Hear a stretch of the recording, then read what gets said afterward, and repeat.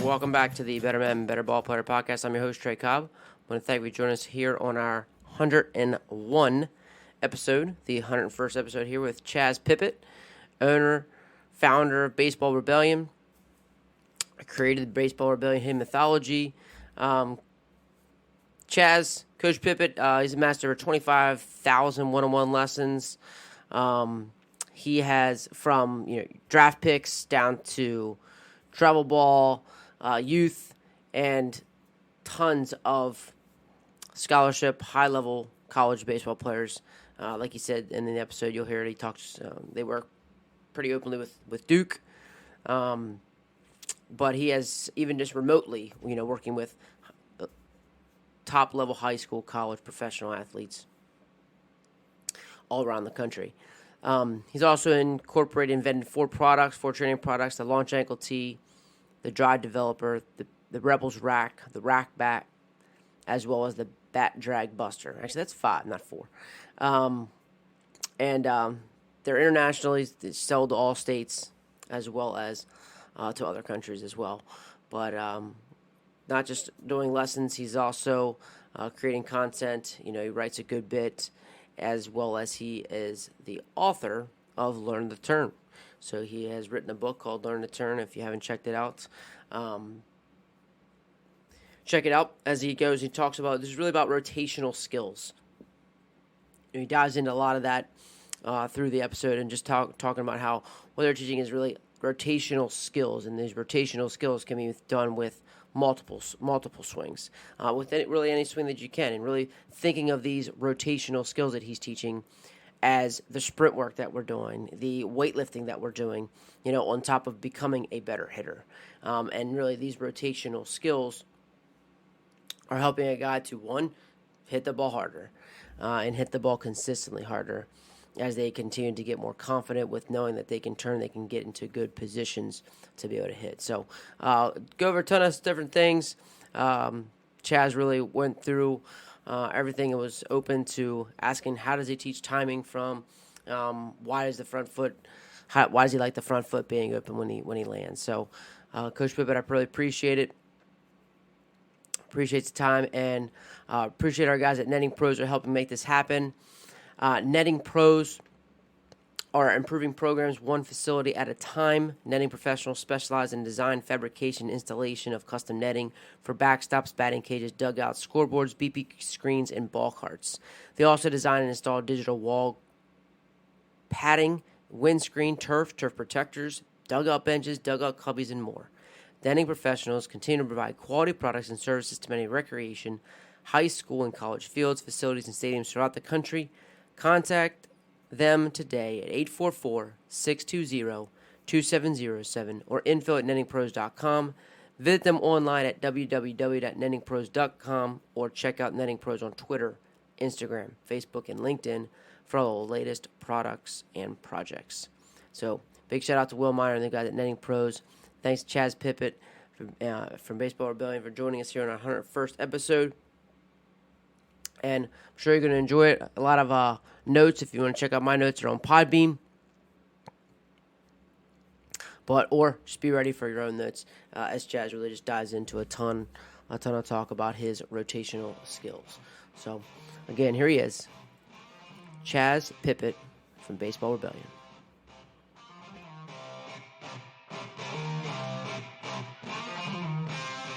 Well, I mean, for me, the way that I've seen things change has been dramatic, just simply because the reality is I started in a barn and now I'm in this massive 13,000 square foot facility, right? So like personally, you go from like no technology, no heat and air, no microwave, no toilet, like we're talking nothing, to, hit tracks in every cage, heat and air conditioning year round, little things like a bathroom and a microwave. I remember when I got my first building, I was super excited to show my parents I had a toilet at work, which is a very odd way to work. But as far as how lessons have changed, the technology side and the analytics side is really good, but it has two sides to the coin, right? So I think right now, over the last 5 years, we've seen, professional baseball, like essentially hire people off of Twitter.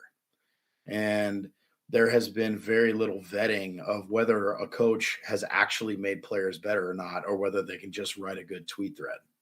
And that's hard for me to see. Like, I'm happy for everybody to get job opportunities. Don't get me wrong, but I see certain guys have get hired over the past 5 years. And I'm thinking to myself, like, that guy, I wouldn't let that guy run my front desk, let alone teach a hitter in my facility. And that doesn't mean every guy off Twitter who's gotten a pro job or a college job is bad. That's not what I'm saying at all. I just think what you've seen happen is them be, elevated to their level of incompetence, a la the Peter principle, and you just get exposed. And so a lot of these guys are one and done, two and done, and out. And most of the people that are going through that, they're not refusing promotions like Tom did to leave baseball. They're just getting let go because they're not making players better. Their theories don't hold up to the scrutiny of velocity and professional level pitching, and their credibility gets questioned by these players immediately because they don't look the part, speak the part, or live the part of being a cage rat and making players better. So, how has it changed in a positive way? I think with the technology, there can be more accountability for the coach. That's something I think that my industry really lacks. There's a lot of people who do what I do or say they do what I do as far as private instruction or player development in the private sector, and they measure nothing. And they get by on the fact that they have a baseball card or the fact that they're really nice.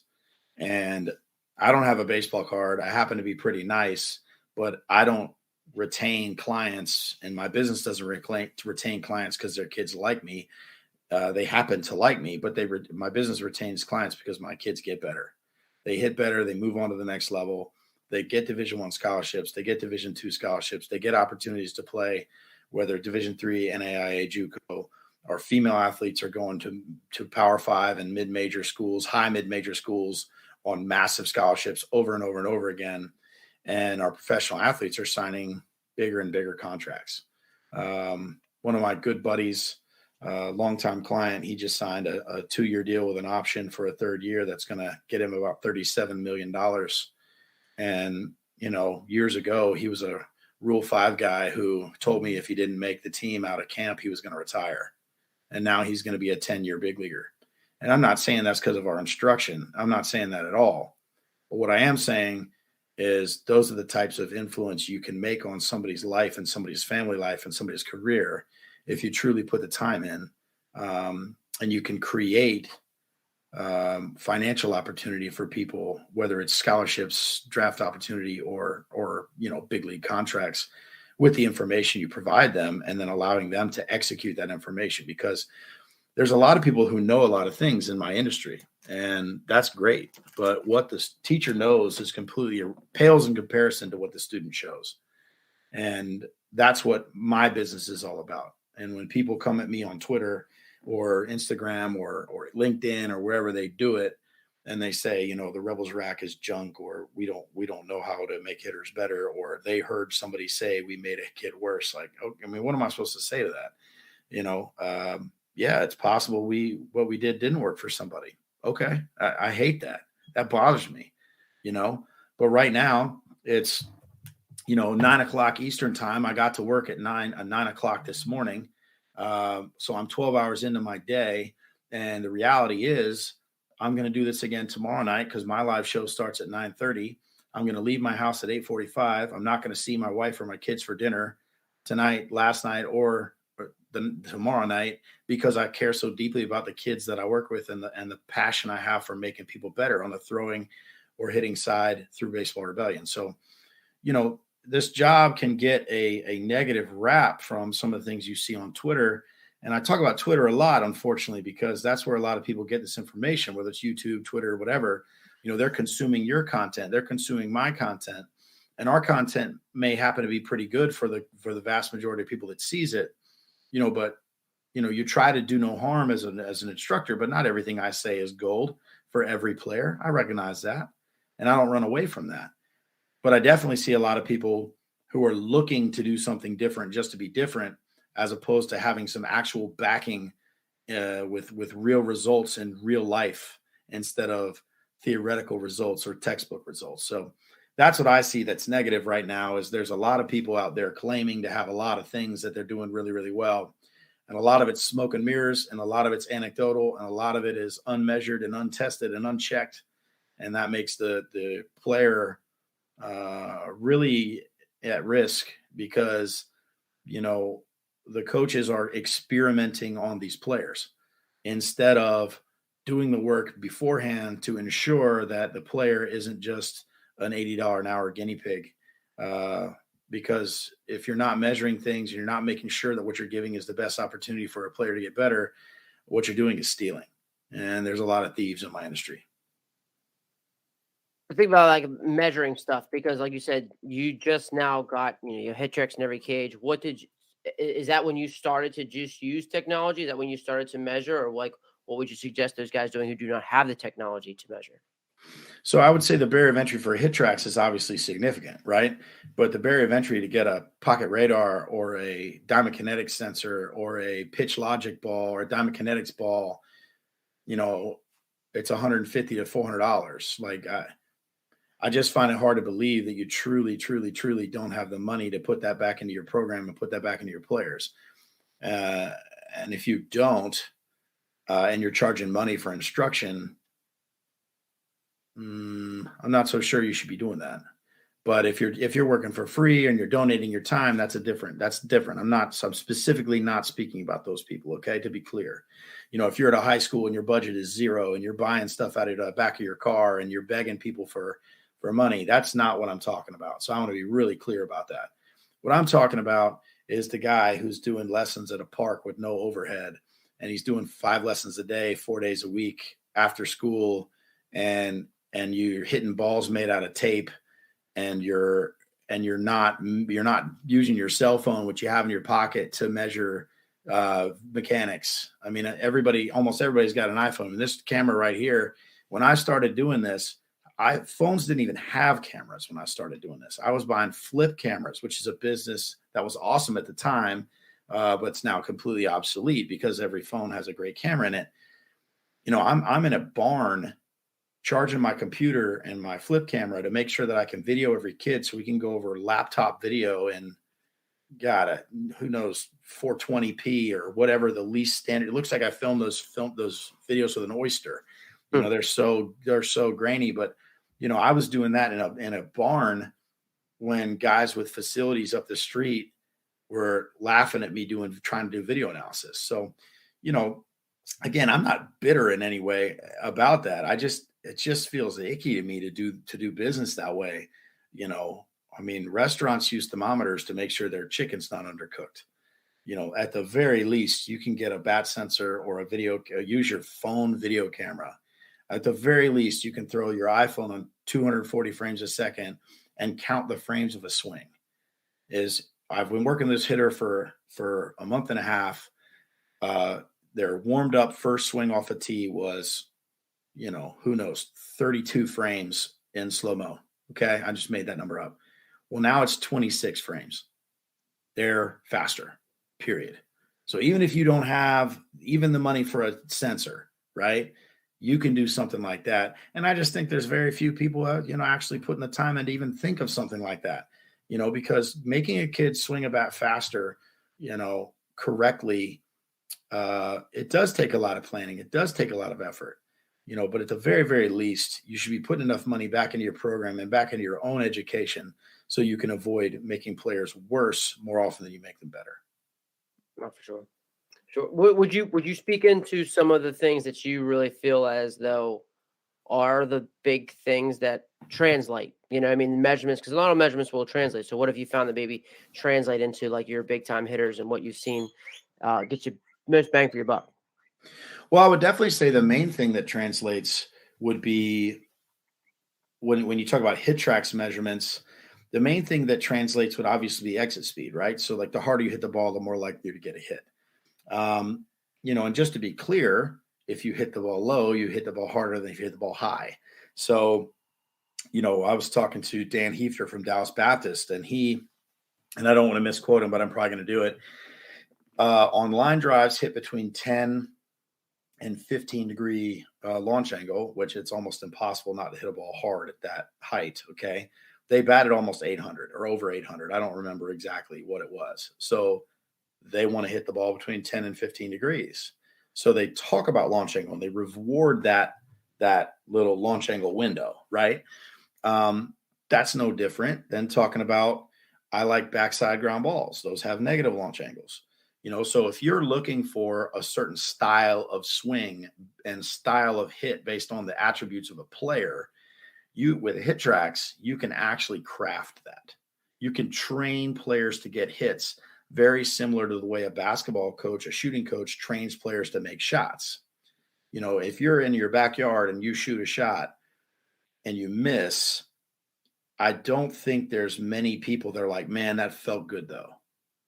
Like, no, you missed. You need to make an adjustment.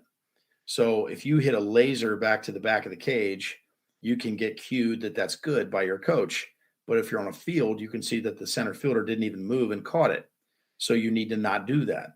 So the hit tracks allows us to actually train players where the defenders are in a normal shifted situation. So not something ridiculous like you see on television, but like a high school general high school lineup, right? With slight shading of pull and backside and, based on, where you are in the batting lineup, or if you're committed to some big school or if you're a nobody.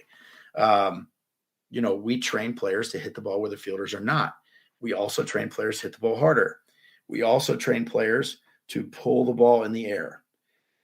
From the first time I get a kid in my cage to the first round draft pick to the guy who's going to be a major leaguer, pulling the ball in the air is super hard. And players are not allowed to practice it. And if they practice it, it's usually on their own and they're usually practicing it incorrectly. So getting a player to be able to pull a ball in the air straight, meaning with no hook, is so valuable. And, when I talk about the work that I've done over the last 5 or 6 years with Ryan Mountcastle, who hit 33 pumps for the Orioles as a rookie, the first 2 years that we met, the first 2 or 3 years we met, we talked about pulling the ball in the air. That's all we talked about. That's it. And he doubled his extra base hits his first year. He led after his first year, so his second year. To his third year, he led all the minor leagues in doubles. His fourth year, he was AAA MVP. So clearly his power grew with him as he became a more mature physical adult man, as opposed to an 18-year-old boy who was just, drafted. But also he practiced that lift. He earned that lift through rotational skill acquisition. And I can't stress enough, when a player learns how to turn, they're always better than if we try to teach them how to hit.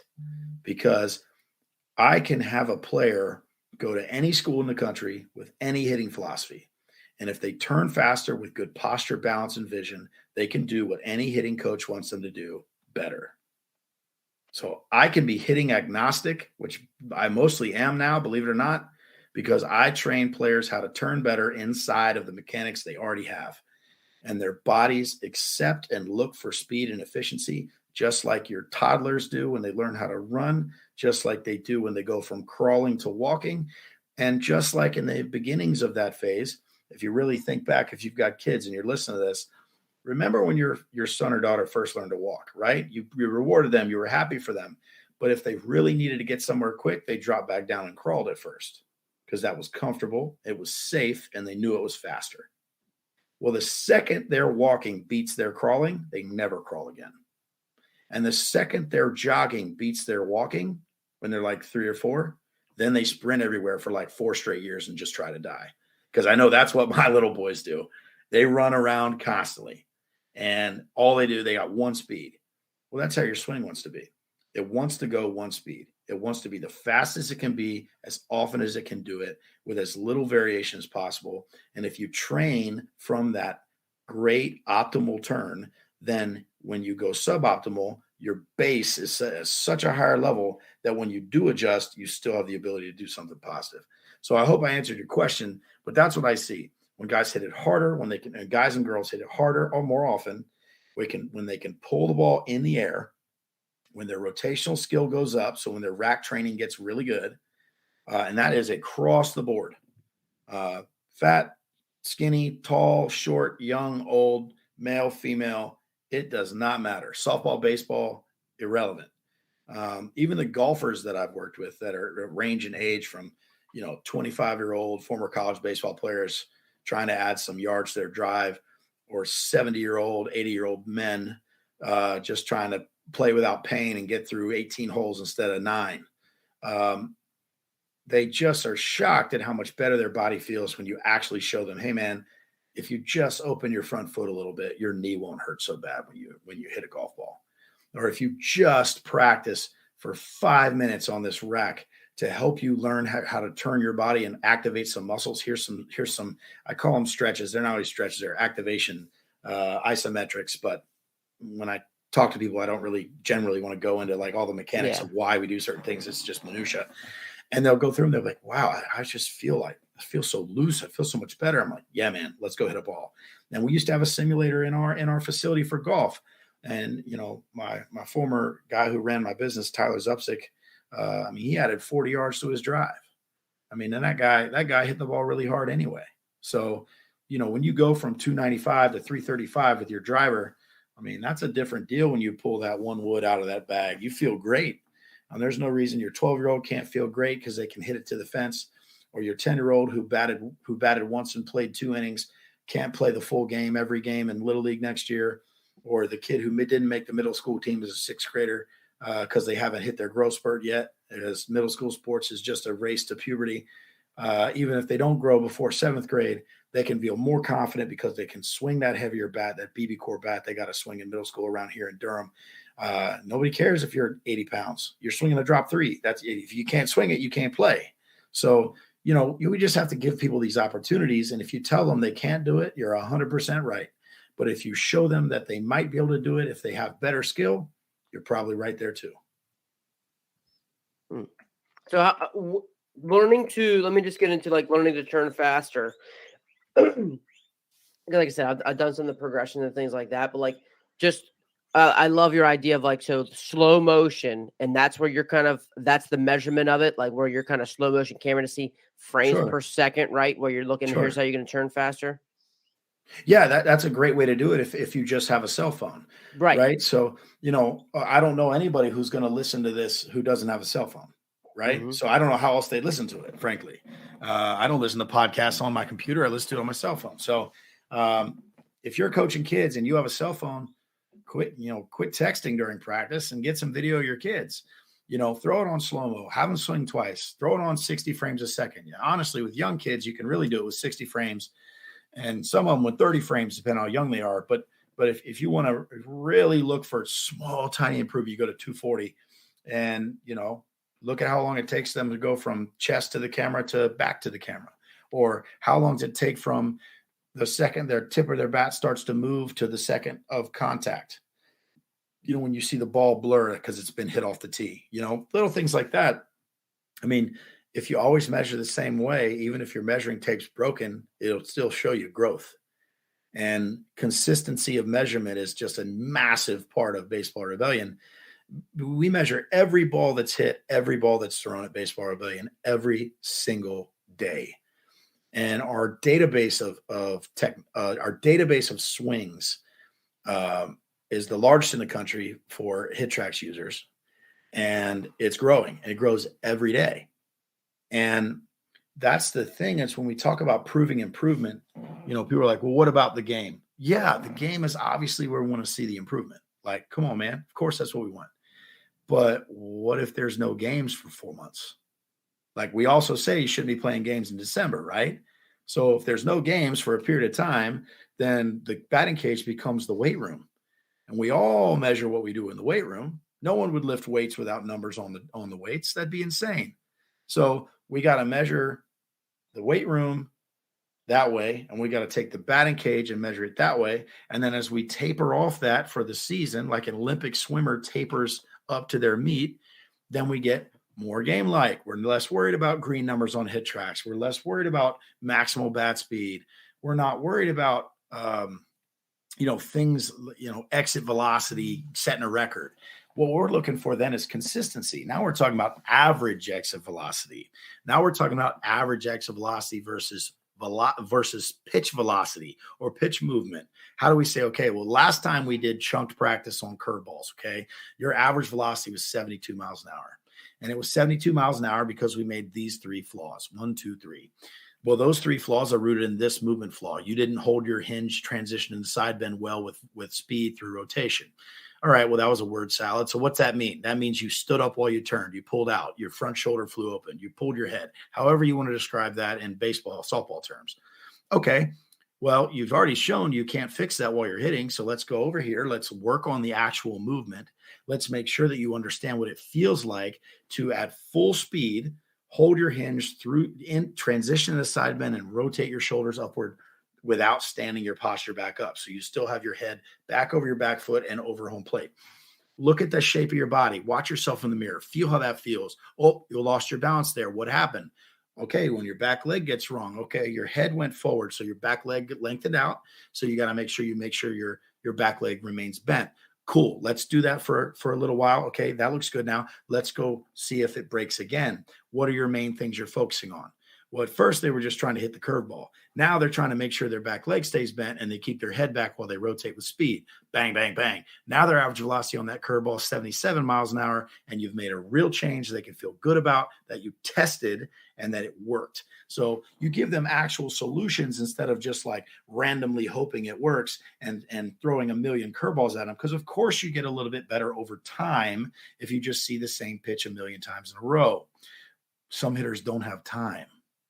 They don't get to go 0 for 4 for a weekend over and over and keep playing. They get 1 at bat to get their 2nd at bat, to get their 3rd at bat when they're freshmen.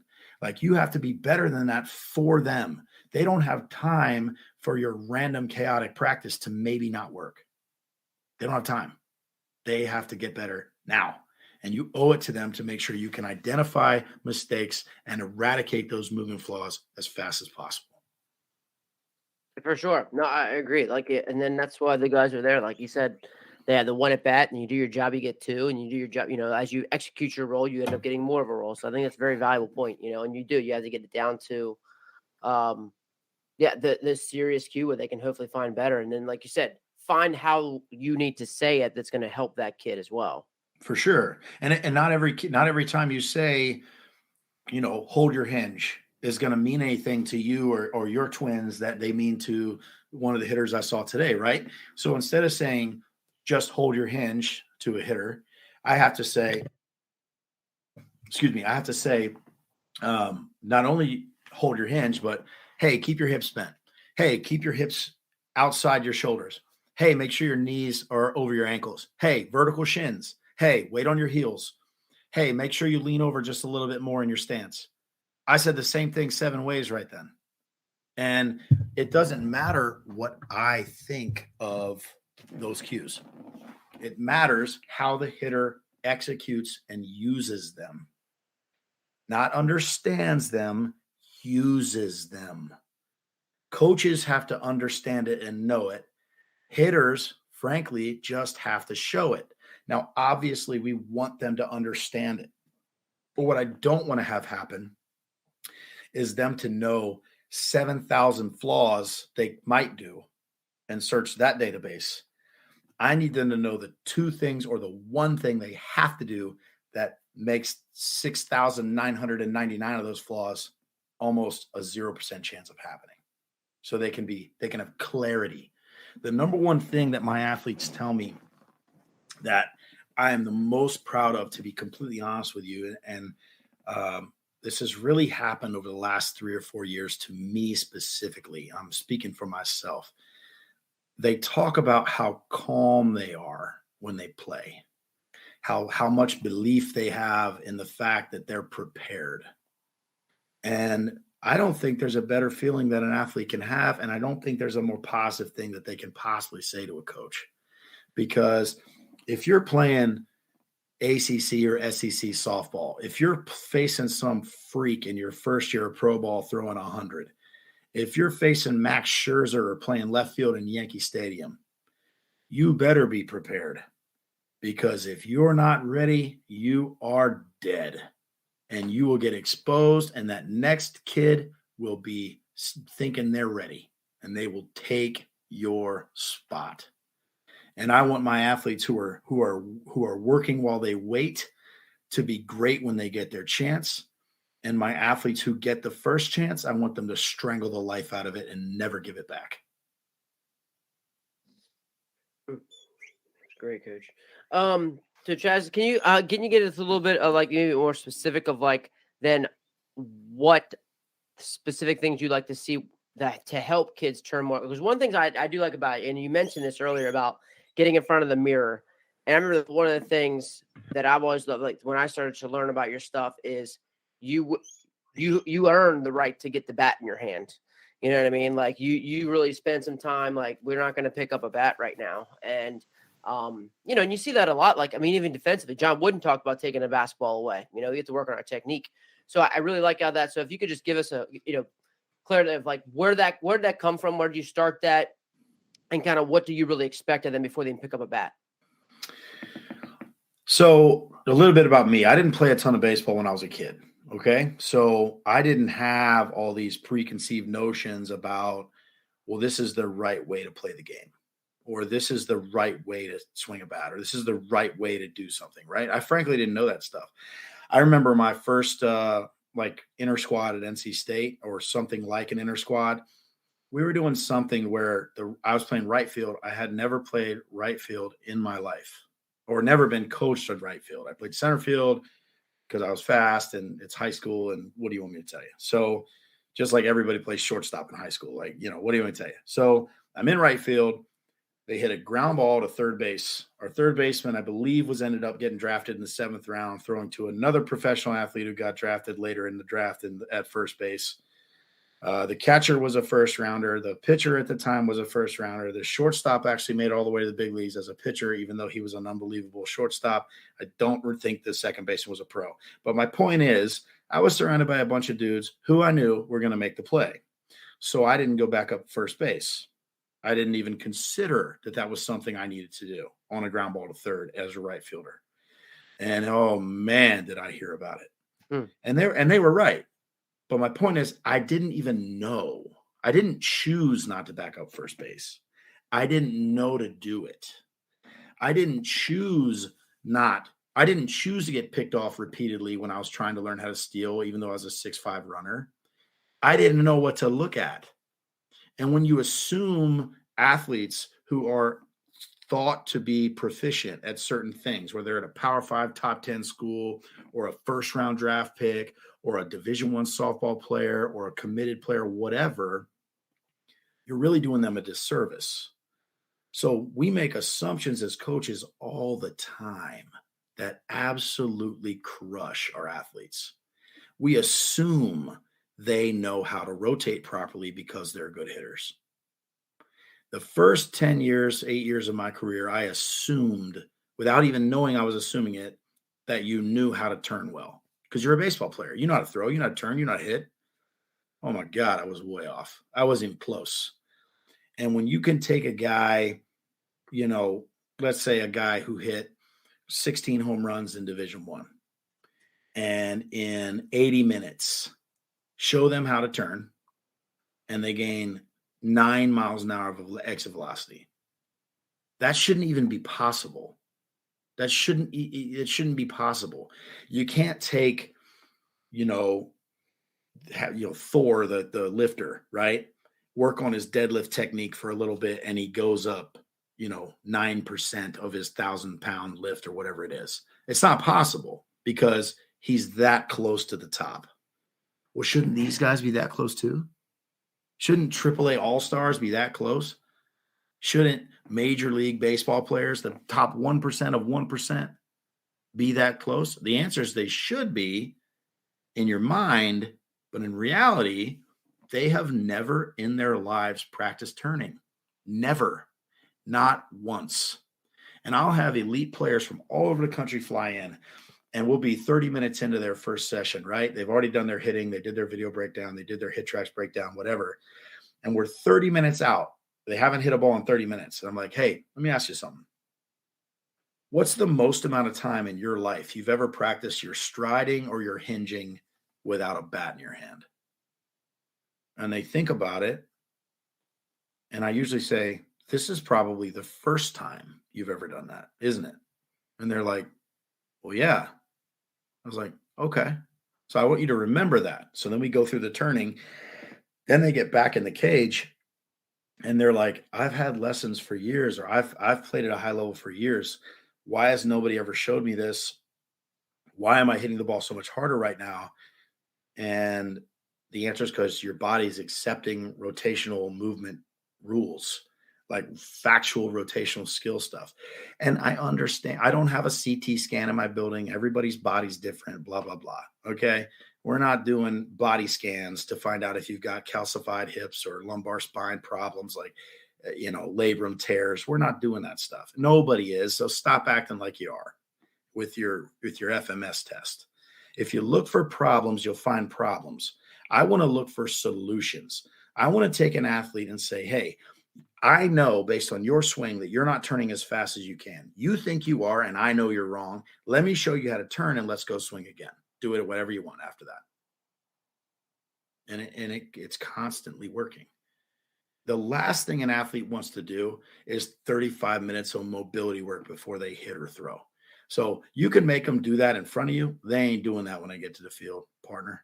So that's all well and good. If I see another kid do a quadruped thoracic extension exercise and then look stiff as hell when they swing, if I had $1 for every time I saw that, I'd be a multimillionaire. And so what I want to do is I want to try to find solutions where they're standing, they're in their stance, they're moving the way they want to move, and they're associating speed with hitting, not getting a hit with hitting. That's the difference. You say they associate speed with hitting, not getting a hit with hitting. Getting a hit.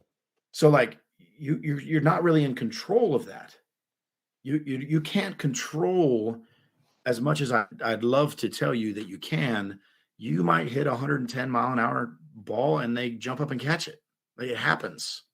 You might hit a bleeder and it falls. It happens. So what you're trying to do is give yourself the best opportunity to turn really fast with balance while you look at the ball. And when you make hitting simpler like that, I want to turn really fast with balance on time while I look at the ball. Not, I got to get a hit. I'm 0 for my last 2. And, they had Lexi over there warming up last inning. And if I don't get a hit right here, I'm going to get taken out. Or, man, I'm only a sophomore and, I know I played better than that freshman, but man, he's already committed to Wake Forest. And I got to make sure if I don't get a hit here, I might have to move to third base. Like, how are any of those thoughts positive? They're not. You can't control what the coach thinks. You can't control your outcomes in a reactionary sport where you're just trying to swing a tube as fast as you can at a sphere. Okay. Where it's 9-on-1 and 10-on-1 if it's hot and the umpire's old. Okay. Because he's ready to go. He gets paid by the game, not by the hour. Don't you ever forget that. Okay. So, if I'm up in a kid's game, it's ankles to armpits, white line to white line. You better be swinging or you're going to be sitting, because I'm not here to have your team fake bunt and walk all day to cheat your way to a win. Let's see who can play the game. Let's move it along. Let's go. And so that's the thing. These players, they have told me over and over and over, I've never felt more ready. I continue to be told this is the best I've ever looked. Yes, coaches have things to say negative to my players. None of them are perfect. I'm not implying that or even, I'm not saying anything like that. They all have flaws. They all strike out. They all fly out. They all make errors. They all do problems. Great. But you know what they also do? They also have more confidence, because their confidence comes from trusting their training. It comes from preparation. I'm not nervous about doing this podcast because I'm freaking prepared. I've been doing this for 15 years. I live this. This is my life's work. Training players to rotate better. It's everything I care about in my professional life.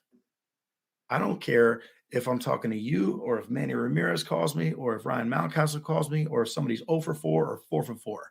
I'm ready to help them. I'm ready to look at a video. I'm ready to find out answers. And if I don't have the answer, I'm ready to stay up till 4 a.m. till I have it. And that's what great coaching is, in my opinion. That's what being obsessed with making somebody else great. That's what giving back is. You know, this podcast. Yeah, you're interviewing me, but what are we talking about? We're talking about players. We're talking about their results. We're talking about giving them the opportunity to produce a turn they can control. We're giving them the opportunity to look at themselves in the mirror and go, I can do that. Not, well, I got a bad call, so it didn't work out, which every coach would tell them to be quiet about. You want your players to be accountable for the information that you give them. You want them to trust the training that they're receiving. You want to elevate them and elevate their mindset and their performance possibility. And most importantly, you want to elevate the floor of their performance. Anybody can make somebody hit one ball harder once in a while if you flip enough balls to them. You want them to understand, like, wow, I got fooled here and I still hit the ball 95 miles an hour. Whereas when I was getting fooled in that same pitch 3 months ago, I was hitting at 70 miles an hour. And that's the thing. You can get players to understand, like, wow, this pattern gives my fooled swing a great chance to be as good as their best swing. What's better than that? What makes you more confident than that? My B swing is better than your A swing. Screw you. That's such a great way to feel. You can look at that picture and you can go, I'm training in a different way than you, and I'm more prepared. And I have self-belief that you can't even comprehend because I earned it, instead of I just hope it happens. Yeah, elevating the floor, the performance. It's really good. Yeah, elevating the floor. Like you said, I get fired up about this stuff, man. I apologize. I'm not trying to be like fire and brimstone here. It just means so much to me. And I mean, guys, like, when somebody as good as Tom Eller, like, really values your opinion. If he asked me, when he was with the Orioles, he asked me something about a draft guy one time. And I knew what I thought, but I looked at videos of these two guys.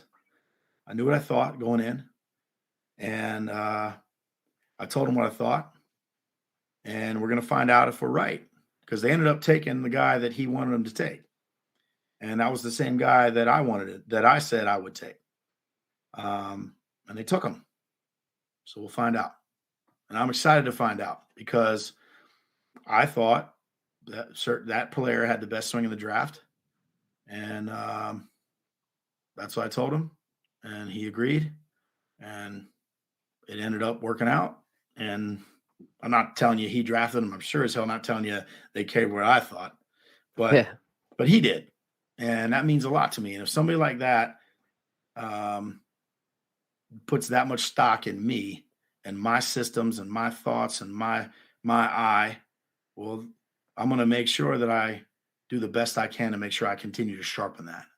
And that's what we do every day at Baseball Rebellion. That's what's so cool about the way we work, because I've got 5 or 6 elite hitting instructors that are turning down Division I jobs, that are interviewing for AA jobs with no pro experience, that are turning down other minor league positions, that are former employees that are hitting coaches at Texas softball and in a couple different organizations in pro ball, that didn't get those job opportunities before they worked with us. And, we don't put it out like some companies every 15 seconds, another guy gets hired. One, we're smaller, but 2, who cares? Like, I'm happy for those guys. I don't need people to say, oh, wow, these players are at Baseball Rebellion. Like, if you come in my building, right, you're not going to see a bunch of stuff up about who trains where. You might see a retweet or a like on my Twitter feed, but you're not going to see the claiming of these athletes, because they're the men in the arena. They're the men and women fighting the fight that are going up against those hitters and pitchers, because we do throwing too. I know I mostly talk about hitting, but please remember, when I talk about hitters, I mean pitchers as well. They're the ones doing it. Don't you ever forget that. I have never hit a ball off Max Scherzer in my life. What am I going to tell Ryan about hitting a baseball when Max Scherzer throws it? The answer is nothing. What I'm going to tell Ryan is when you get to these positions with these feels, you have the best opportunity to turn the way you want when you want to do it. So speaking of that, just like think about Coach Eller and things like that. If Coach wants to learn more and get the kids to turn better, improve their mechanics and things like that, like think even about Tom's journey, like when he first met you and came down and spent his time. What is that kind of transformation like, or what is that progression like for a coach to come in and you kind of work with them? Depends how open-minded they are. Everyone has biases towards their own thoughts, including myself, right? So, obviously, if a hitter asks me a question, I tend to relate it back to, well, did you load well? Did you prepare to turn well through your pelvis? Yes or no? Yeah, generally the answer is no, right? In my opinion, but we'll see. Did you delay your upper body through your rotation? Did you rotate completely and fast? Did you hold your posture? Did you look at the ball? Simple stuff, right? That's generally how I look at hitting. So if you don't look at hitting that way, or if you kind of do, and you want to see and hear why I look at it that way, come on down. Open door policy all the time, right? I mean, we have a Rebels Rack movement certification course that is phenomenal. People absolutely love it. I have never gotten a request for a refund on it one time from somebody that's taken it. The book has been really received well with how the rotation is trained.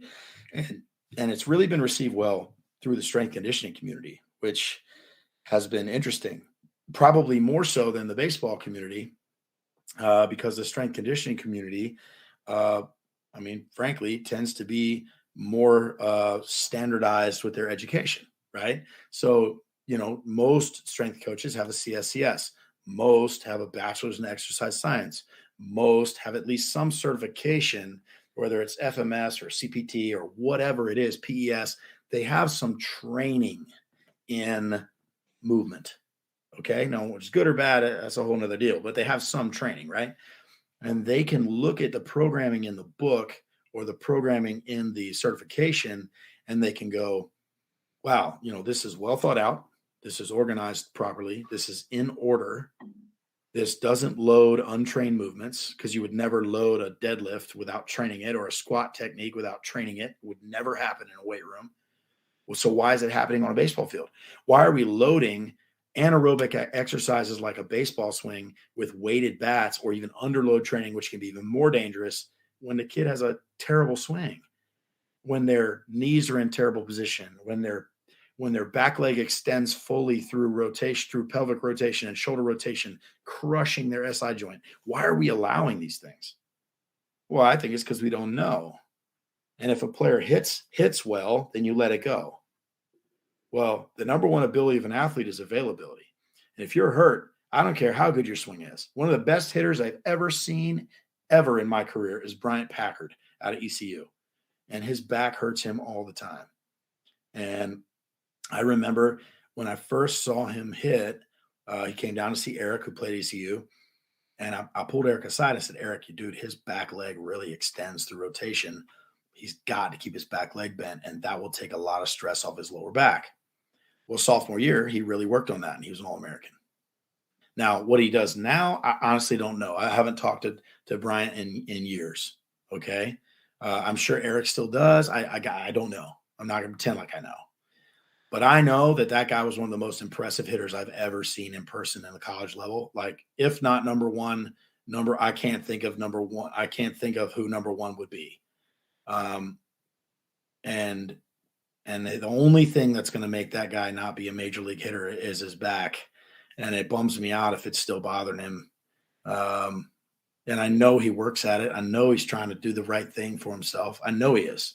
So I just hope it works out. I mean, Brian Wright's another player I played with NC State who had back injuries that derailed his career. Now, I don't know the genesis of those, but I do know that if that guy's not good enough to make it just on being good, then I don't know. I don't know how anybody makes it, because he was that good.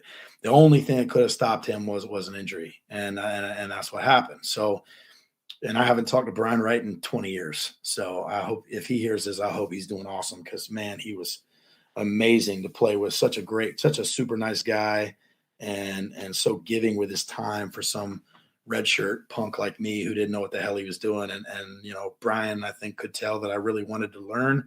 And whether I went about it the right way or not, I don't really know. But, man, I would have done anything that guy told me as far as hitting goes. And again, he probably doesn't know that, but man, he was amazing. And, those are the type of people that I've seen over the course of my career. Right. So, probably the most impressive other than Manny Ramirez, but even maybe including Manny Ramirez, the most impressive single hitter that I ever worked with is Alex Hugo. She's a softball player out of Georgia. She went to Kansas, I believe, as a freshman, and then went to Georgia, All-American a few times.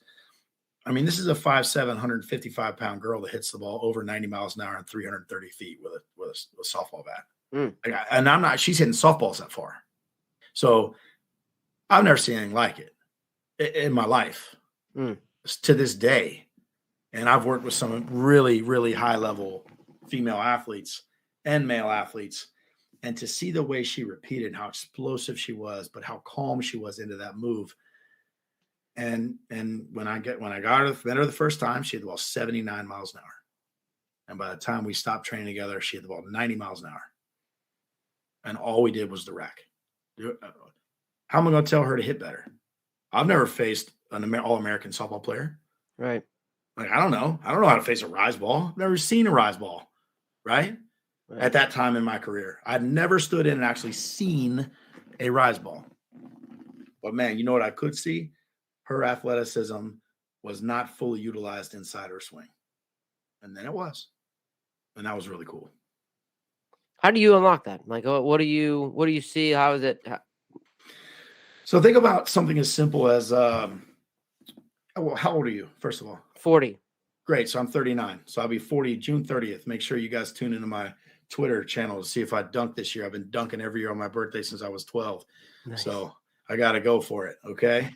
So my dunks are old enough to buy a beer. So it's something I take a lot of pride in, even though I do absolutely no work every year, but I've been able to do it every year since my 13th birthday. I dunked for the first time the day before my 12th birthday. And 40 is going to be the hardest one yet. It's getting harder. Impressive, man. Dunking at 13, dude. Like, that's awesome, man. That's why I didn't play baseball. I was playing basketball. Right, I guarantee you chasing guys around, right? I bet you were dunking at 13. Yeah, my first dunk in a game was in 7th grade. So that's pretty awesome. Cool. It would be. But, like I said, I had a weird athletic journey. The point is, when I see something as simple as we're 40 years old, right? Think about who was the main hitting coach when we were coming up. Who was cool? Okay, well, Frank Thomas was cool. So I would say Charlie Lau was the main guy. Charlie Lau was very linear. He wanted your front foot closed. He wanted your front knee completely turned in. He wanted you to hit against that stiff front side and drive your hands down. That's what he wanted you to do. So guess what I tried to do? What Charlie Lau told me to do. I read his book and I watched his videos and I tried to hit like Frank Thomas because he was my favorite player, even though I was left-handed and I was too dumb to realize how cool Griffey was with his backwards hat. But I just thought Frank Thomas was cool looking. And then when I got a little bit older, I thought Sammy Sosa was cool looking because I was a Cubs fan. And if McGuire and Sosa never do what they did and Bonds allegedly do what they did, I don't ever play baseball in college. That saved the game for me. 1998 saved the game for me. There is no baseball rebellion without Sammy Sosa and Mark McGuire and Sammy Sosa hitting 60 home runs 4 years in a row. I promise you that. And like I said, whatever they did or didn't do, I don't know. I wasn't there. And it's pretty obvious that pitchers were involved as well when you look at the year-by-year fastball average velocity decline right after testing was implemented. So say what you want about who should be in the Hall of Fame or not. But, when I think about what I was trying to do, I was trying to do everything I could not to open my front foot. Okay, let's explore that. How are you going to turn your belly button to the pitcher if your front foot's closed like the top of the batter's box? Well, you're not. So your knee and your front hip have to make a choice every time you swing. You have to literally jump with your front foot to release your cleats from the ground and spin your foot open, or you're going to tear your ACL. Or you can be big and strong enough to not have to turn your hips. That's the other option. That was Frank Thomas's option. That was Mark McGuire's option. I didn't have that option. So I was 157 pounds when I enrolled at NC State. So there wasn't much me. Now, thank God that was back before BB Core bats, before BESR bats. My senior year, I at 150 pounds, I swung a 34, 29, 2 3/4 rocket launcher, man. Yep. God, I thought I had juice. And then I got to state and they showed us this BESR bat and I couldn't get it to the track. And I'm looking at these monsters in the weight room. I've never lifted a weight in my life. And I'm thinking, oh man, I have bitten off more than I can chew. So I went to work and I did the best I could with what I had for the 18 months I was there. Didn't end up being very good. Left to play basketball at Asheville. And then I ended up getting ruled ineligible. So I played baseball there instead. But I mean, even after I left state, like baseball wasn't what I really wanted to do as a player. Now it's absolutely what I want to do as a coach. I absolutely love teaching players how to rotate. But I don't think there's a dollar amount in the world I'd take to coach on a field in a game. I just don't know enough about it. I'll be honest with you. I don't know enough about it. I don't feel comfortable in that element. I never have. And I feel really comfortable in the cage, working on hitters training and listening and learning about what they feel when they see different pitch types and different situations, so I can break down and drill down on why do you feel nervous? Why do you feel like you can't execute there?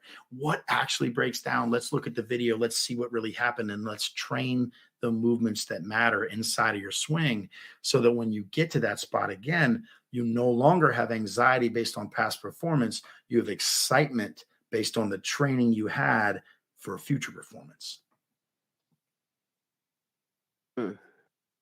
Cool. That's a great way to put it. You don't have anxiety. Well, you only should be nervous if you're unprepared, right? Mm-hmm. Like, why should you be nervous if you studied for the test? Why should you be nervous if you're really the best man for the job? Why should you be nervous if you're uniquely prepared to execute in any situation? You shouldn't be nervous. You think Navy SEALs getting nervous? I think Navy SEALs probably have some butterflies for a mission, but they're not nervous like, oh my gosh, I can't do it. They're nervous, excited, I think. I'm not a Navy SEAL. Now, I've worked with some Navy SEALs kids and some Army Rangers, some Green Berets, and those guys are obviously some of the most intense people I've ever met in my whole life. Some of the most impressive people I've ever met in my entire life. And what's the commonality when I talk to them? Eye contact, posture, self-assuredness, self-belief, problem solving, right? All the stuff that everybody on Twitter talks about with their hitters. Okay. Well, how did they get to the point where they felt that way at 4 a.m. in another country? How'd they get there? Their training prepared them for it. So that's what I want for my hitters, whether it's an 0-2 count in Yankee Stadium or whether it's their tryouts for the first time in middle school and they're looking around and there's a guy next to him with a goatee. Like, why is that different? It's different in what happens if you fail, like life or death. It's not different in how your body reacts to the stress. And that's not my opinion. We know this. So I don't want to just stress you out horribly over and over and over, which is the way a lot of people do this. What I want to do is give you an appropriate, age-appropriate, skill-level appropriate training program that allows me to give you tests that are fair and then tests that have increasing difficulty to see when failure happens and then retrain exactly what failed and then do it again. Not just test and test and test and test and test. If you fail a math test, teacher grades it, you get 5 out of 10 questions right. They tell you, Chaz, you got an F. You missed 5 out of 10. Dang. Here's another test. Try again. Well, I might get lucky and get 6 out of 10 on that test. But all I know is I got 5 out of 10 wrong. She didn't tell me what I did. She didn't tell me where my mechanics of my math messed up. Was it order of operation? Did I just miscount? Did I just make a silly mistake like multiply instead of divide? I don't know. I have no idea. I was never told. I just was told fail 5 out of 10. If I just take tests repeatedly, I'm going to randomly get some better and I'm going to randomly do worse. Mm-hmm. Okay. What actually happens in school? What actually happens in school is if a class or even an individual person continually fails, the teacher says, okay, class, average score on this test was a 64. That's not going to get it done. 8 out of 10 of you guys missed problems 13 and 15. Let's talk about how we missed those. Let's do these on the board. Let's go over these tests. Let's go over these problems. Okay, most of you guys messed up the third step. Let's talk about how to do the third step. Where was the problem? What mechanic broke down? Cool. Now, tonight's problems, you have 6 problems. They all deal with the same 2 mistakes that most of you made. Now, Erica and Johnny, you guys made different mistakes. You guys have a different set of homework. I'll talk to you guys after class. But the rest of you, this is what we need to work on. We're going to retest on Friday. Today's Tuesday. We're going to talk about these mistakes every single day until we retest. And we're going to make sure that you have done these problems so many times and so well that you don't make those mistakes anymore, because you can identify when those mistakes are about to happen and you can eradicate them. All right, class. We just took our test on Friday. The average score was at 89. Only one of you missed the mistake we went over one time in the entire test on problems 13 and 15. Great job. Johnny, Erica, you guys did awesome too. Both of you got 100. Congratulations. That's school. That's how good teachers teach. Why is hitting different? Why is pitching different? It doesn't have to be. It doesn't have to be. Great teachers teach the same way, whether it's neuroscience, microbiology, hitting, police academy. Great teachers teach the same way. And not everybody is lucky enough to have a great teacher. Some people overcome it. Most people fail. Will you then, do you like, I'm just thinking about in a group setting, like, because some come coaches,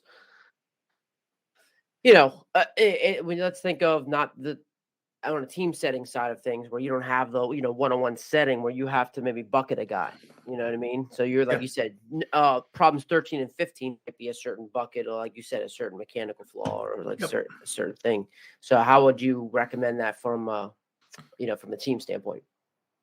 Well, on a team that I coached, they'd all have a real expert level understanding of the rules of rotation. So they would all understand posture, balance, hip hinge, transition into hip hinge was from hip hinge to side bend with speed, and complete rotation with direction. They would all understand those things. Okay. So when certain flaws occur, I would bring it back to, okay, we got a lot of balls flared backside.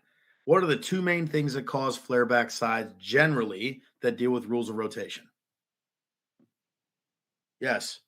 Okay, coach, I think it's head forward and standing up through the turn. You're exactly right. What are some things that cause your head going forward? If you extend your back leg while you're rotating. Correct.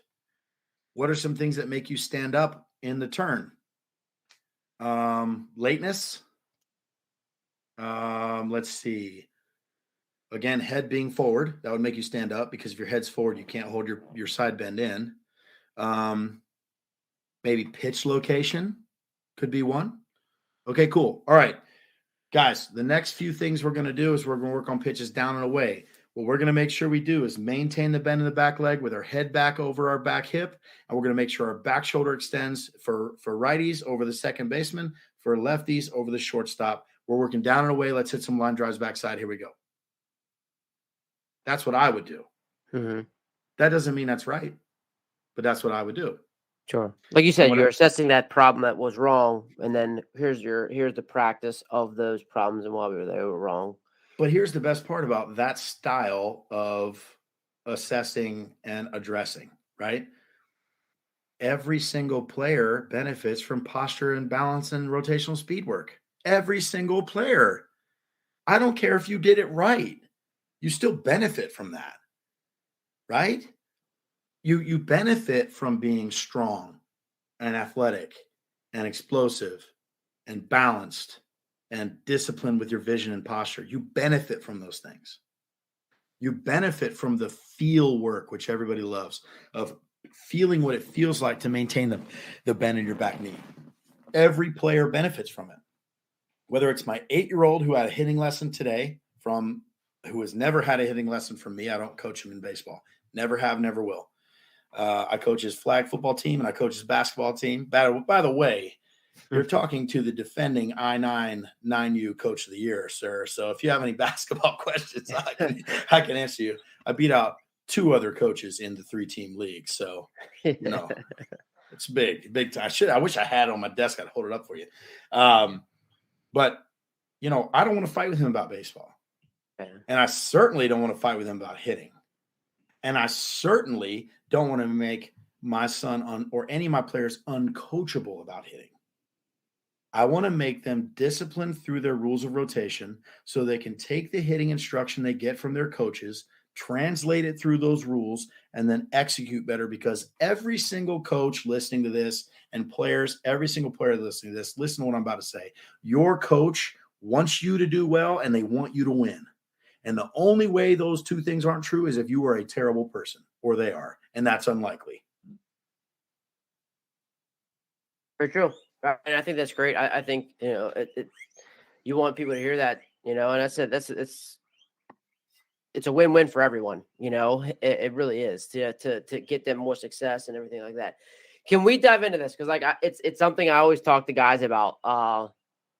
And because you mentioned it earlier with the front foot open, right? Because I think that's something that it's something you teach, and when the front foot strides open, and what person would say is like just how you're able to still, let's say, stay closed, like let's say your hips and things like that. What was, I guess, the value of that, and like really how you teach that, and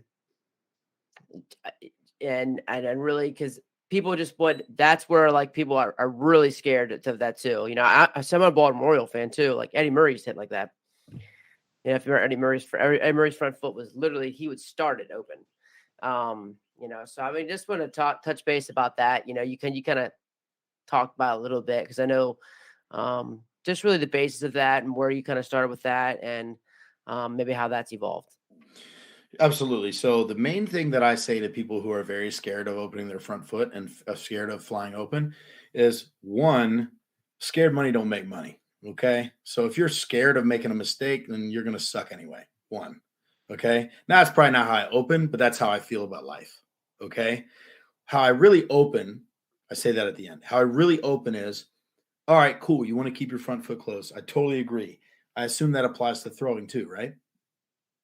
Right. So you can stay on your target, right? And they say, well, yeah. I'm like, okay, well, show me how you would keep your front foot closed, field a ground ball, and throw to first base. Show me how you do that. And when they throw, they always open their foot. Always. And I'm like, whoa, hold to freeze. You opened your foot. I'll even video it sometimes and say, well, what? No. You got to keep that closed. You told me that to stay online, you've got to keep that closed. So how did you do that? And it's usually dead silence. I'm not going to do silence on an audio medium. That's not a good look. So they're confused. And I say, well, let me ask you a question. What do you want to do when you throw? Throwing is rotating over the top. Hitting is rotating under the bottom. Okay.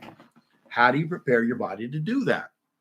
Well, you want to have a bent front leg when you land, when you throw, right? So that you could stiffen up your front side, block your rotation, stop your momentum, and rotate. Well, that's the same thing you want in hitting, right? Oh, yeah, it is. Okay. Also, show me how your knee works. And they, do their knee like this, right? Right. And so I go, okay. Now show me how your knee works with your foot closed. And it goes in like this weird half circle thing, and it usually kind of hurts. And I'm like, well, that's not how your knee works. So why do you want your knee to work like that when you're hitting? And they're like, well, I don't. I was like, then open your foot. And I was like, what does opening your foot, if you're trained to do it properly, have to do with what your pelvis does? Nothing.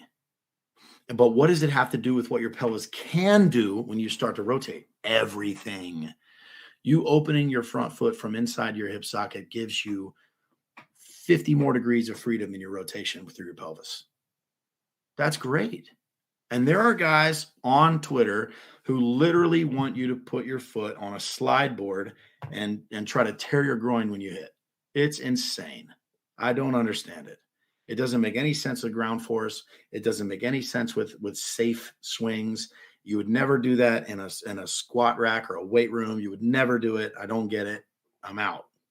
And I'm out because it doesn't follow the rules of rotation on ground in cleats. I don't care what you do on ice. I don't care what you do in midair. That ain't how you hit. You hit on the ground. You hit with ground force, and if you can rotate your body properly off a stable grounded front leg, and that's how you do it. How would you open with being able to get the front toe open? Mm-hmm. Right? How are you preparing guys to hit off speed? Perfect. Great question. Great question. So, one of the things I think my hitters are best at is hitting off speed pitches when they train to turn properly for fastballs. There is no fast forward button in life. If you are looking for an off speed pitch and you get a fastball, you better take, because you can't speed up and go. That doesn't exist. But if you're looking fastball and you get off speed, you know what you can do? You can pause. You can slow motion that stride. You can land and delay just that much. And then you can get your explosive turn off. So when we go through our progression, if you think about your own sons who you said use the rack, if you think about your progression, the first thing you do is you learn how to hinge. Then you learn how to stride with your front foot open, right? So they're getting to a bent front foot, bent front leg, front toe open, head over the back hip with a hinge. Every hitter I have does that, okay? When they're learning the progression. Remember, they're not hitting. They're just learning how to turn. So then what? You check your stride. You make sure it's right in the mirror, and then you turn. So while you were checking your stride, you were delaying your turn. So before I even teach you how to turn fast and blend it, we're actually teaching you how to hit all speed pitches. You just don't know it yet. And I compare it to the Mr. Miyagi Karate Kid, the real Karate Kid, not Jalen Smith, the real Karate Kid, where Ralph Macchio, I think is his name, where they wax on, wax off, and they paint the fence, and they wax the car, right? And then he says, he like tries to hit him, right? And he can block all these different things because he's done these movements so many times. He didn't even know he was learning self-defense. These players don't even know they're learning how to hit changeups because I wait till they ask me, what do I do on a changeup or a curveball, Chaz? Because I struck out at my practice. Then they're ready to learn. They're ready to find out. And I go, okay, well, just like I told you, what's the first thing you did when you got here? Well, I did my eval. I was like, you're cool. In your first lesson, not your eval, what'd you do? Well, I did the rack progression. I was like, let's walk over here. Show me your first move of your rack progression. All right, cool. They show me a rack turn. I'm like, no. Show me your first move. What'd you do first? Oh, I did my stride. I was like, okay, do your stride. Great. You happy with that stride? Check it. They did. Okay, now turn. And they turn. And I say, you just did a hesitated turn, right? They're like, yeah. I was like, was it balanced? Yeah. Was it fast? Yeah. Was your posture disciplined? Yeah. Why can't you do that when a ball's not there? Why can't you wait in that spot and then turn how you want when the ball gets there? And they're like, oh my God, I'm so dumb. I don't know why I didn't do that. And then we go practice and they rake off fastball changeup. They rake because they can look fast and delay and still turn fast instead of hover in the air or lengthen their stride or get their chest forward. They already have a solution that they know works. because they've practiced it hundreds and hundreds and hundreds of times before they ever needed it in my cage. That's the cool part. That's how you get them to buy in, because when that lesson happens, when that question where they're like, well, what do I do about changeups and curveballs? What do I do about off speed?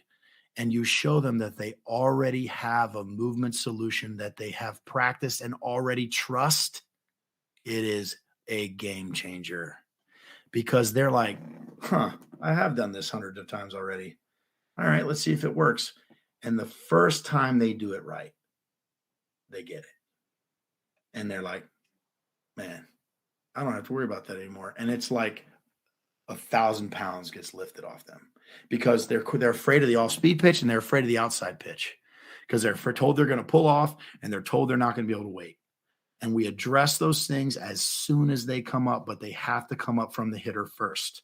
And I can't stress that enough. If you try to do it too early, you ruin it. Creating rotational skill and building rotational skill is like baking.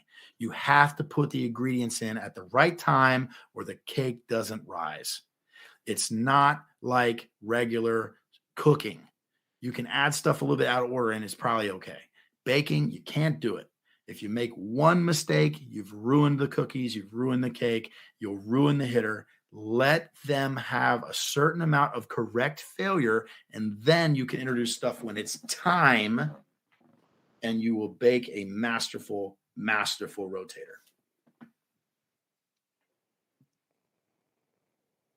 How has that changed, like through different hitters? Like, where do you see certain hitters maybe they need that off-speed talk earlier, or maybe they don't need it at all? It all has to do with when you get them. So, for instance, if I had we work with a lot of the Duke baseball players, right? Like that's pretty well known, right? We have a great relationship with Coach Pollard and the coaching staff. We communicate with them at a very high level, and their players come get extra work from us all the time. That is open. Okay. So if, let's say, a new player, some kid I don't know, came in tomorrow, well, they open Thursday. Okay. Yeah. He's got to get his turn figured out as fast as possible, right? He's got to go through his progression. And then we can't really do much with him initially, because he has to be comfortable with the swing he has. We can't be changing his hands and his load and his leg kick and all that kind of stuff. And we don't really do that anyway at Baseball Rebellion, regardless of what people think. We don't really do that. But if that first weekend ends and he's like, yeah, I didn't get any at bats, I'm struggling in practice on curveballs. I mean, my scouting report is out. My pitchers, the older pitchers, are just killing me. What do? We go right into hesitated turns. We go right into rack turns off a curveball machine. We go right into mixed BP with the rack not hitting, because he's already getting so much failure at practice. He can't handle more failure. That player that I'm describing right now, he's already reaching for help. He's already saying, I'm not doing enough. I need help. Help me. I don't need to beat him up with a million sawed off curveballs. He already is getting that at practice. He's already having so much failure that he's questioning everything about his own career. That's why he's in the building in the first place. So you got to give him ways he can be successful on the exact pitch he can't hit. Hey, man, dude, you're timing that beautifully right now. That looks great. Take a video. Show him his chest is right where it needs to be when that ball's at contact. Show him how his load's on time. Show him how his leg kick is up on time. He's down early for the fastball. He's relaxing into the front side. Then his turn's really fast. Show him those success points. Then reintroduce hitting. And when he has failure, take it away. Go back to the success points. Go back to it. Then go right back to the hitting again. He needs to show himself or herself that the player can have success, because the player is searching for feels that feel good, because they are broken mentally already if they're in season begging for help from outside coaches.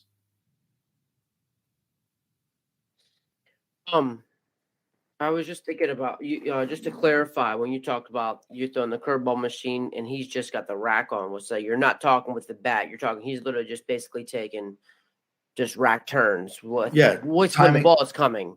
Sure. So he's watching the ball, Right. and he's showing himself he can load. And I'm saying he because I'm talking about Duke player.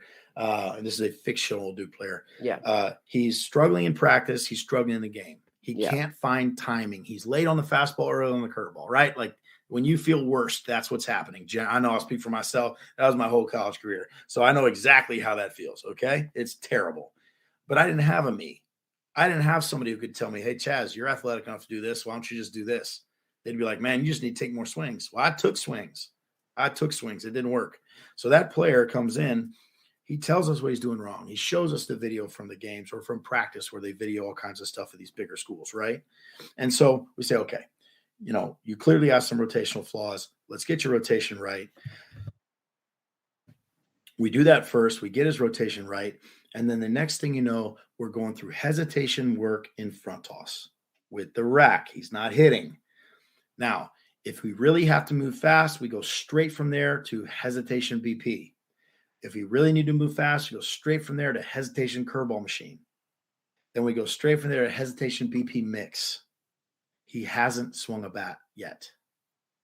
He has to prove to himself that he has a chance at a movement solution that can be on time for something that he's never been on time with. For something, a movement solution that can work when he feels totally broken. Then you're like, they'll be, I really want to hit. Like, hey, man, I want you to hit too. How much hitting have you been doing lately? I've been hitting till my hand falls. My hands bleed. Okay, you've been doing extra work? Yeah. You've been going to cage late? Yeah. Well, buddy, if that was going to work, it would have worked by now. So let's stop doing the same thing that's not working. Let's get your turn right on time. And that hits them hard. And they're like, dang, that's kind of smart because I definitely am doing all the extra work I can possibly do, and I'm not getting better at it. Okay, let's try this. So you're getting buy-in. Now you're showing them video of their actual improvement. You're showing them they can be better.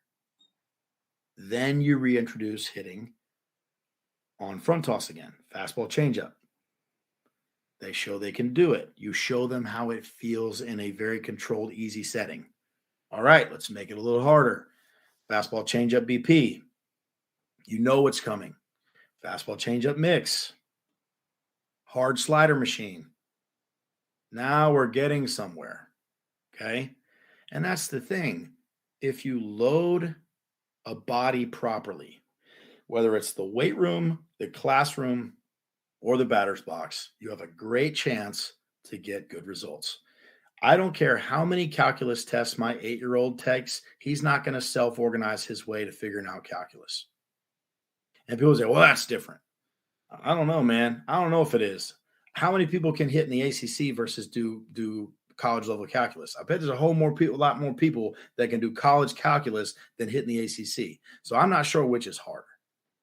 But what I'm telling you is this. If you constantly break a hitter's confidence with all failure, randomized training, and you never give them the light at the end of the tunnel that gives them a solution that they believe in, they will never succeed.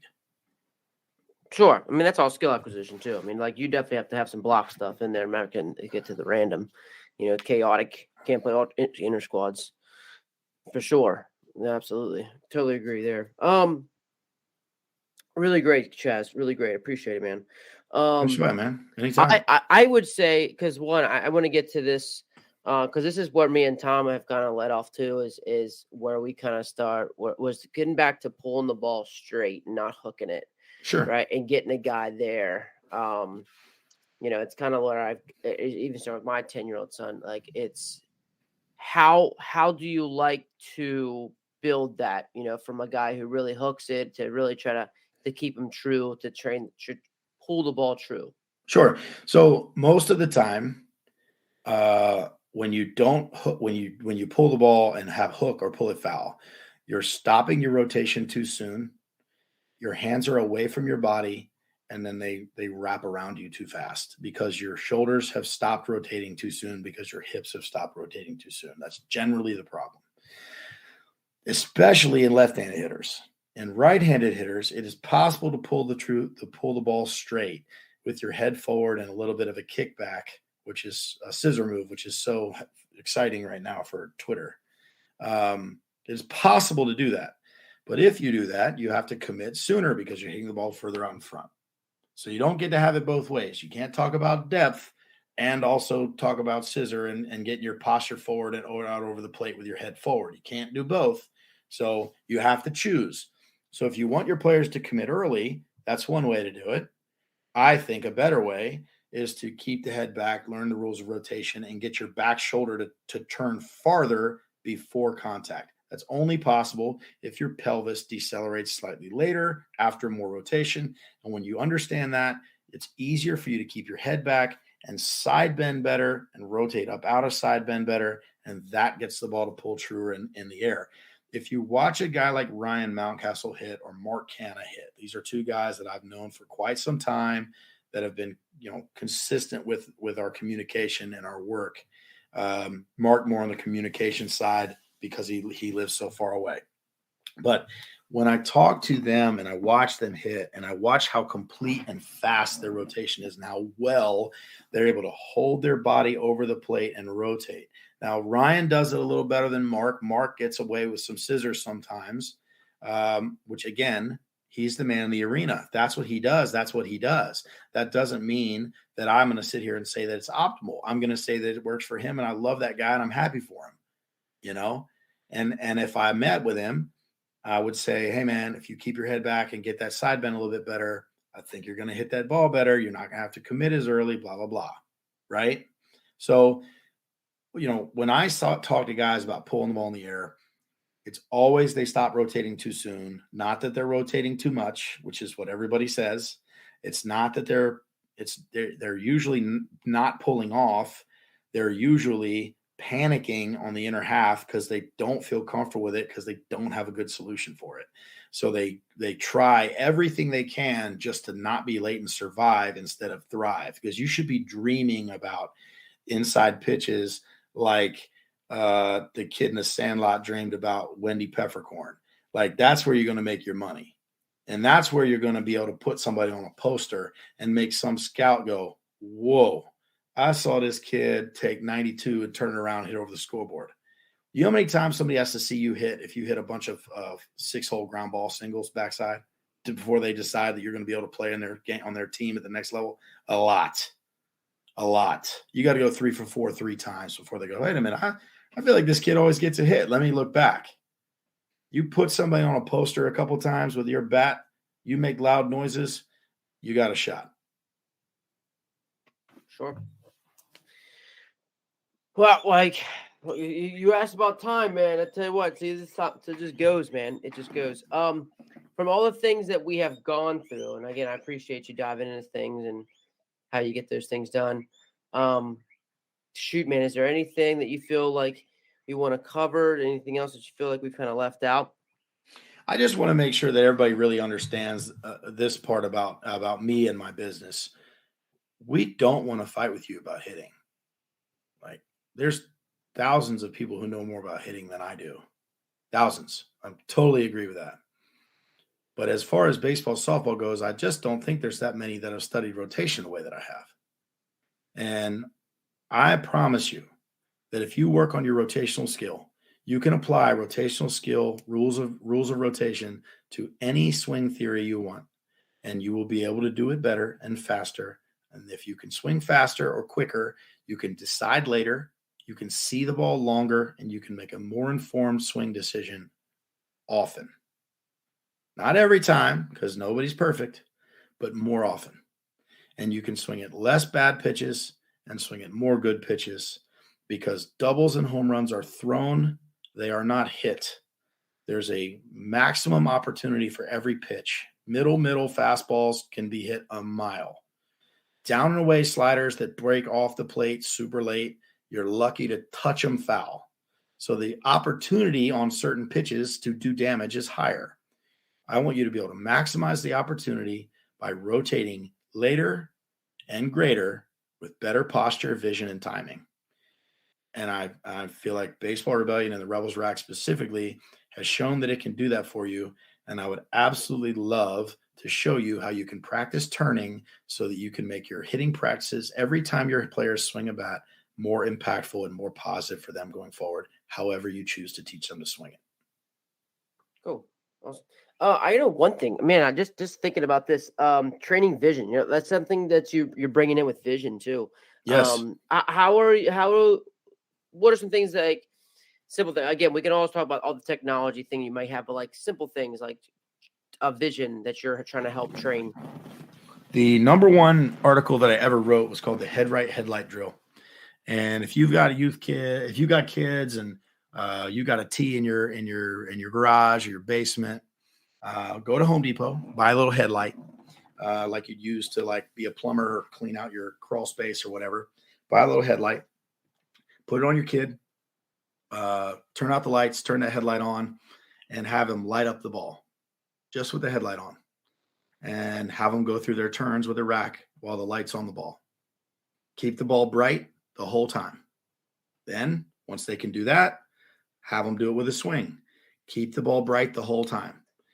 If the light's on the ball, they're going to swing well. They're going to have vision, balance, and posture discipline every single time. And we even have done clinics where guys do completely dark facility headlight front toss. It is a wild look. I bet it is. It is wild. And they don't even believe they can do it at first. But we show them off the tee and we have them toss the ball to each other and catch it to try to practice actually turning their neck. That is such an underrated thing with hitting. And don't tell me you can't see the ball when you hit it. I know you can't.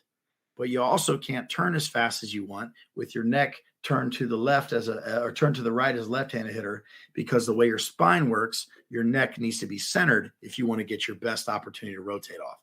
So turning your neck back to a more neutral position has nothing to do with hitting. It has to do with getting your best turn off. Now, you asked how we train vision specifically. That's my most favorite way to do it, but that's hard to do with a facility with skylights in it. It's also hard to do when everybody else wants to have the lights on when they're hitting, right? So that's a great drill for you to do, with your son or daughter in your garage or in your cage, whatever, if you got one at your house, somewhere like more of a one-on-one setting. The way that we train it now is we use Game Sense. Dr. Peter Fatty is a buddy of mine, and I love Game Sense. And we had Win Reality. And frankly, I didn't really like it. I like Game Sense much, much better. I think that one, it's real video of real pitchers, and it won't make you motion sick, which virtual reality does do for some people, makes them like virtual reality sick. I don't know what that's called. So I'm sorry butchering that, but I know I had one hitter have to stop her lesson completely because she got motion sick from the VR. I felt terrible because they drove an hour and a half to do 2 lessons, and we were 15 minutes in and she was throwing up. I felt awful. I obviously refunded their money. So for those people who think I just sell snake oil, I gave it back. But anyway, the reality is Game Sense is something you can do on your phone, on your tablet. We actually use our hit tracks to do it sometimes. We had a virtual combine the other day, and we put the Game Sense test into the combine. So college coaches can see, hitting metrics, weightlifting metrics, pitching metrics, but also the same vision test that pro athletes use with a lot of pro organizations. And we can quantify and identify, are they good at pitch location? Are they good at pitch type? And how overall good are they at those two things combined? It's kind of like an SAT, reading, English, math, and then total score. Well, we can now, from that information, we can then grind on the things that matter with how they're looking at, how they're seeing the ball, how they're identifying things, because hitting is very visual. And I see a lot of things on Twitter where people are getting a go cue. And a lot of things about launch quickness. There's a $10,000 bet right now on Twitter about who can get to the ball the fastest with a verbal go. Well, unfortunately, that's an absolute garbage test because that uses the wrong part of your brain. So if you're looking for verbal cues or auditory cues to decide when to hit, man, you're looking in the wrong spot, because there's been deaf minor league baseball players, but there sure as hell haven't been blind ones. So you got to make sure that you're training the right way in ways that make sense instead of just the way somebody tells you to do it. That's why I like Game Sense, because it makes sense and it's actual video that you can see, you can quantify it, you can track it, and you can do it on any mobile device. No, I don't work for Game Sense. Yes, I really like Game Sense. All right. I appreciate it.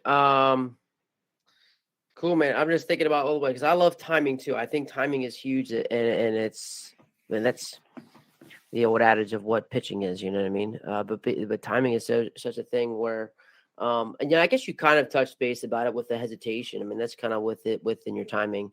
The pause or not the pause is really kind of like your timing. But do you have other sets of things that you'd like to do to train better to have guys be on time?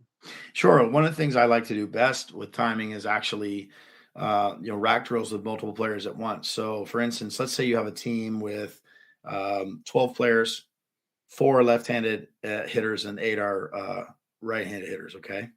So, Yeah. what you can do is you can line 4 righties and 2 lefties up in 2 different cages and have them time pitches. So I call it the timing waterfall. So essentially, your front of the line is probably 12 feet in front of home plate. So they're seeing quote unquote faster pitches, right? Less time, but they're still seeing them from a thrown ball or a machine. Then the guy next to them is slightly in a little bit so they can see and slightly back. Then there's a guy right in front of the batter's box, right-handed, and then there's a guy in the batter's box, righty. Well, there's lefties there too because no one's hitting, so no one's in danger. So you can have 6 guys training at one time on timing. Talk about efficiency. Mm-hmm. And then you just cycle them through. So your lefty's in the front, your lefty's in the back. Your righty goes from the batter's box to one up. The guy in the front goes all the way to the batter's box, and you just cycle through. And it's so helpful because you can have think about how much time and effort and energy that saves from the pitcher. Like you're getting 6 swings or turns per pitch. Right. And based on location of the player and location of the pitch, that adjusts when the players actually turn. So if you throw the ball, a curveball away to a righty, okay, that's a curveball into a lefty. So the 2 guys in the batter's box, the lefty should turn before the righty. So there's layers to it. And you can see it if you have a coach who knows what they're looking at, right? You can't see everything from every hitter. Understand. Well, you can't see every lift from every player in a weight room either. And you can't see every swing in your stations either. So before you panic that you can't adjust everybody at once, so you never could, so don't worry about it. You pick 1 or 2 guys, you have a focus, probably the guys in the back of in the batter's box, right? But let's say you have a kid who's horribly late all the time. You know where you put him? You put him in that second spot and you leave him there. You make him see the ball from as far back as you can, but force him to turn sooner. And you go straight from that second spot. You never let him get to the box. You go right into hitting because you've changed his perception of when to turn. So then he's more likely to turn sooner when he hits because he's been practicing turning sooner. He's been cued on turning sooner. He hasn't had the failure of being late again. God, that didn't work because they evaluate every hit regardless of what you say. So take the hitting away. Take the hitting away. Do your timing with the rack. Do your timing with posture drills. Do your timing intelligently and efficiently. And if guys are still struggling with their timing after that, well, there's some that aren't. And I guarantee you, if you don't let them hit till they get their timing better with the rack, they're going to be really invested on getting that timing right so they can get that bat back in their hands. And a lot of coaches are really scared to lose 1 or 2 days of batting, 1 or 2 days of hitting a ball in the course of a season because they think they're going to get behind. What I would tell you is I think you're getting ahead because you're giving your players the opportunity to have more good swings more often. And if usually you take 60% good swings, but because you did this posture and timing work, you're taking 80% good swings. And, you're 10 weeks into practice, you're 10 days into practice and you've already caught up. You're already made up all your time from the first 2 days you took off to do posture and timing work. So now every other day, you're getting further ahead of the team that cut corners and just hit extra. It's low-hanging fruit. It's a market inefficiency that coaches could take advantage of. It's just a little bit scary to put that bat down.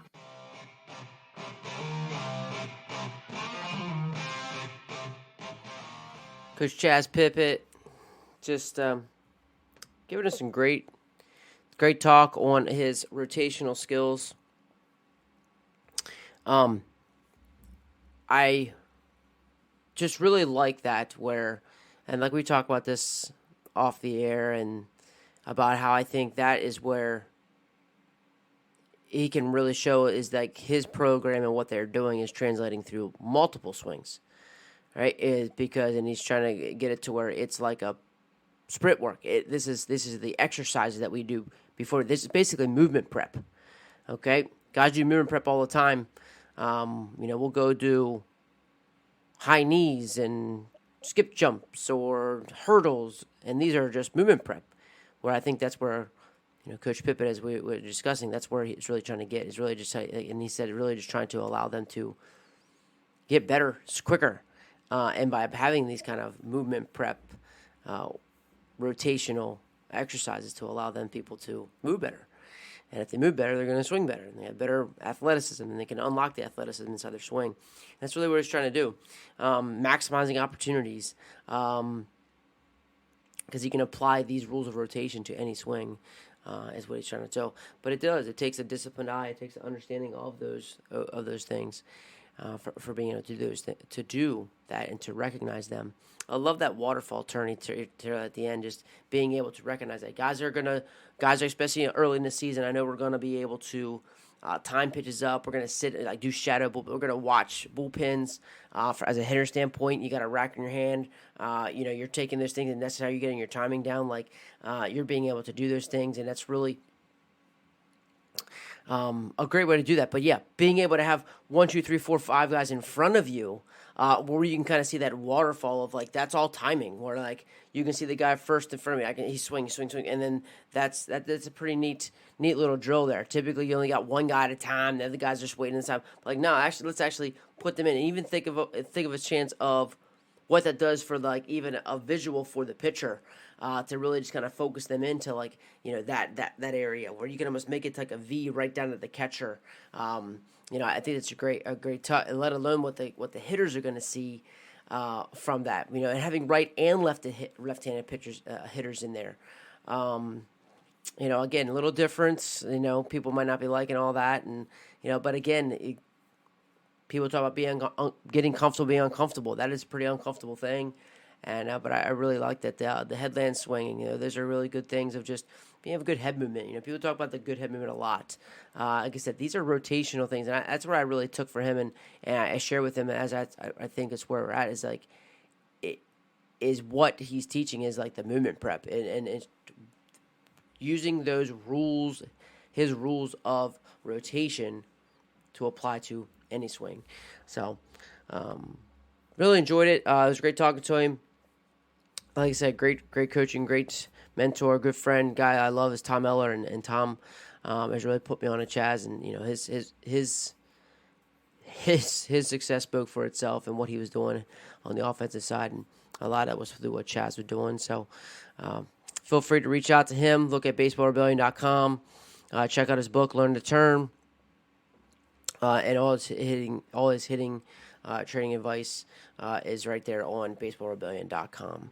So all his information, check him at his facility, as well as how to reach him through email is on baseballrebellion.com. So if there's anything else that you can do, if there's anything I do for you, feel free to reach out. Again, here we are at episode 101. I want to thank you for keeping us here. Thank you for joining us here on episode 101. I cannot believe we're coming up on 2 years here. And those episodes are coming out shortly. But again, thanks for listening. Appreciate you. Thank you for the support. And until next week, keep getting better.